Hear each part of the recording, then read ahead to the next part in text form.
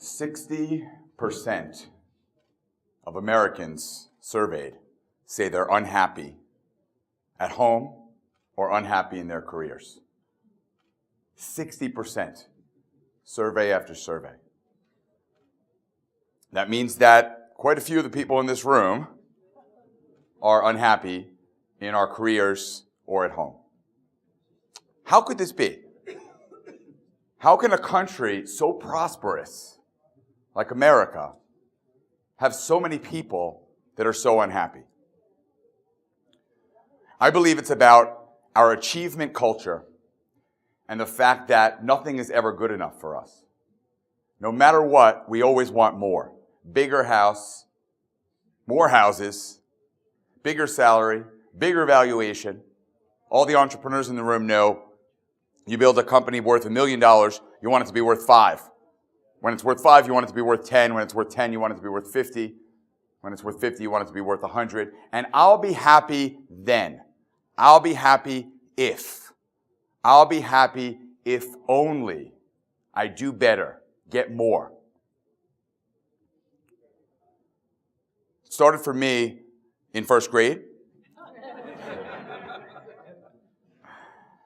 It was math class, or math test with Mrs. Flayton. And I always really liked math from the start. And the very first test I got a 99 on it, and I brought it home to my dad, really excited. I said, "Look, Dad, I got a 99 on this math test." Of course, he said, "Well, why didn't you get 100? So I was disappointed, but I worked hard, and 2 weeks later, came back with 100 on my math test, brought it to my dad. This was going to be the moment of redemption. And the first thing out of his mouth was, "Well, Dave, was there extra credit?" Kind of funny, but also kind of devastating. It's okay to laugh. I was devastated. I couldn't believe that even getting 100 wasn't good enough. And it made me work hard, really for the last 30 years, on always doing better. When I got an A, I wanted an A+. When I got number 2 salesperson in the country, I wanted to be number 1. And on the one hand, that helped me achieve a lot. That helped me be very, very successful. On the other hand, I had a really pervasive sense of sadness and discontentment and lack of connection with my family. When we got listed on the Inc. 500, we were the number 118th fastest growing company in the country. Likable Media, our first company, a social media agency. And literally at the Inc. 500 conference, as they called out my name, the 118th fastest growing company in the country, I had only one thought in my mind. We can't scale this company anymore. I need to start a software company. The day I hit the New York Times bestseller list, the moment I found out I had hit the New York Times bestseller list, as if instinctual, this is like crazy that this happened, but it's true. The only thought that went through my mind was, I need to run a marathon. And I literally called up my wife and I said, "Carrie, I have great news. But first, I got to tell you, I'm going to run the New York City Marathon." She was like, "What are you talking about?" And I was like, "Oh yeah, and I also made the New York Times bestseller list." There were two pivotal flights for me that helped me really change. One was a flight not taken, and one was a flight that was taken. First, the flight not taken. I had taken, I'd gone down to Tennessee for a conference. And begrudgingly, I decided to go to this conference even though it was a Saturday and I would miss a Saturday with my family. But I would come home Sunday morning and spend Sunday with my family. But there was a connecting flight. And of course, the connecting flight was late from Nashville to Memphis. And I knew it would be really hard to make my flight back to New York. And I ran throughout the airport as fast as I could to make that flight back to New York. And I arrived right at the gate, and I saw the plane. But the door had just closed. And as we all know, once the door closes, you're screwed. And as I watched that plane, knowing that I couldn't get on it to get home to my kids, tears literally started pouring down my cheek. Because I knew something was out of whack. A few weeks later, I took another flight from New York to Boston. And just before the flight took off, this older gentleman left first class and sat down opposite me on the other side of the aisle in coach. And as the flight was taking off, I put my phone away, and I saw he was reading this big print. And I saw my dear friend, the late Ted Kennedy. And then I saw when I authored the GI Bill. So I didn't know who this guy was, but I knew he was somebody really interesting. And I put my hand out and I said, "It's great to meet you. I'm Dave Kerpen." And he said, "It's great to meet you as well. I'm Senator Frank Lautenberg." And I talked for the next 45 minutes, the entire flight, with Senator Lautenberg. Unbelievable guy. How many of you guys know Frank Lautenberg? For those of you that don't know him, the guy served in government for 25 years. He wrote the No Smoking on Airlines bill. He wrote the 21 age of drinking law nationwide. He made a hell of a difference serving in our government. But before his government career, he had a career in business. He founded a little company some of you may have heard of. Actually, there was a reference earlier tonight. He founded a company called ADP. And he also took them public. It's their first CEO, and he remained very active for many, many years. So here was this amazing guy, accomplished so much in business, accomplished so much in government. And at the end of the flight, he says to me, "I want to show you a picture of my greatest legacy." And I'm like, "What's he going to show me? The IPO, the stock certificate when they went public? Or a picture of him with a president?" Takes out his phone and he shows me a picture of his 4 children and his 7 grandchildren. And he says, "It's all about moments of joy with my family and moments of gratitude for everything that I've gotten." Moments of joy with my family and moments of gratitude for everything that I've gotten. Well, those 2 flights convinced me beyond a shadow of a doubt that I needed to change. But we all know that change happens in strange ways. And it wasn't until several months later, when I was interviewing folks for my next book, that I talked to my friend Carrie Chesick, the former CEO of Restaurant.com, and he told me that every single day he wakes up and he writes down the names of 5 people that he's grateful for. And then I interviewed a guy by the name of Sheldon Yellen, the CEO of Belfour, $2 billion plus company. And he told me that every single day he writes handwritten birthday card notes to any of his employees that are celebrating a birthday that day.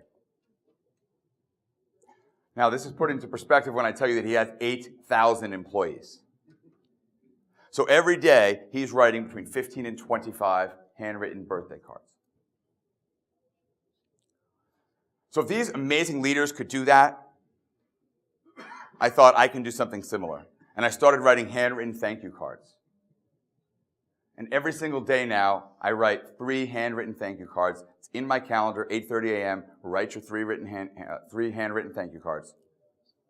And it's completely changed not only my business, but my mindset and my life. 2 main reasons it changes things. 1, when people get handwritten thank you cards, it blows their mind. And I send them to my staff, I send them to vendors, I send them to investors, I send them to the media, I send them to customers.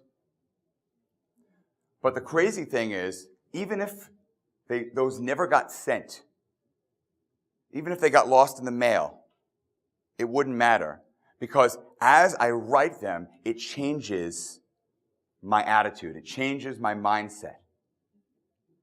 It's actually a physiological impossibility to feel both anger and gratitude at the same time. it's impossible to feel both sadness and gratitude at the same time.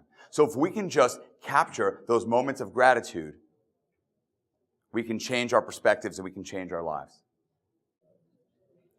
I'm going to give you 3 super concrete ways right now that you can make a change and add to the happiness in your life. 3 super concrete ways that you can scale happiness in your life.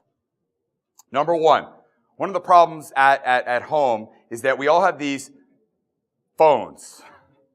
And our phones are the coolest devices in the world. They connect us 24/7, 365. We're totally connected. And yet, we're not nearly as connected as we could be with the people that we care about most. So idea number 1, put a time in your phone, in your calendar, when every day you're going to shut your phone off for 1 hour in the evening and spend time with your loved ones without the phone on. For some of you, 30 minutes, all right. I was going to say, for some of you, 30 minutes or 15 minutes might be a lot easier. For others, you might want to go for it and, go for like a 2-hour period or work your way up over time. But literally put it into your calendar every single day as no phone time, connected moments with my family and the people that I care about most. Idea number 2. Many of us have the problem at dinner, especially us parents. How many of you guys are parents? Vast majority of the room. Especially us parents, we have the following problem. How was your day? Fine. What'd you learn in school today? Nothing. So here's one way that we changed things in our family at home. We started a process where every single day, when we start dinner, we go around the table and each person says one person that they're thankful for that day and why. One person that they're thankful for that day and why, grown-ups included. And at first, my kids may have been resistant. Maybe even occasionally my wife might have been resistant. But we've built something that my kids now look forward to, and we all look forward to. And it gives us a lot of happiness at that dinner table. And finally, try the handwritten thank you cards. I know there's some of you that are thinking, he's totally old-fashioned. That's crazy. Why send handwritten thank you cards? But let me ask you this. How many of you guys love getting email?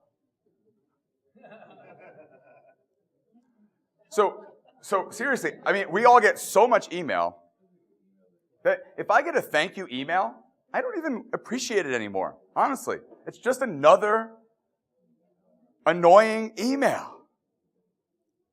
So I'm on a mission to stop the email and specifically to stop the thank yous. If you really care, don't bother me with another email.